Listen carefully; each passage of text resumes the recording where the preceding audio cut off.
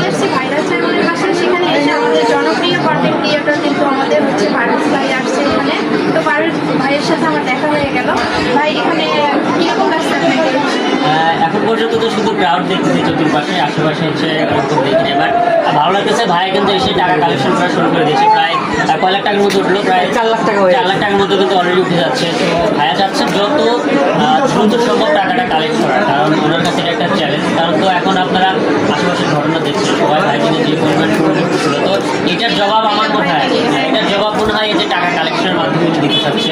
তো আমরা সবাই আসছি, প্রায় 10-12টা জেলার কন্টেন্ট ক্রিয়েটার আমাদের এখানে বিজনেস করে আসছি। তো সবাই আমাদের জন্য দোয়া করবেন যেন এরকম, আমরা তো উত্তরবঙ্গের মানুষ, সবাই উত্তরবঙ্গের মানুষের জন্য যে বিল্লাল ভাই এত টান, এর আগে দেখলাম মোহাম্মদে 3টা বাড়ি করে দিল।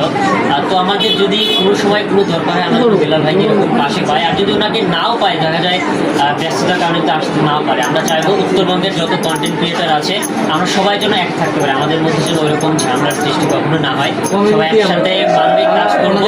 আমরা উত্তরবঙ্গকে অনেক দূর দেখতে চাই, সবাই দোয়া করবেন আমাদের। ইনশাআল্লাহ।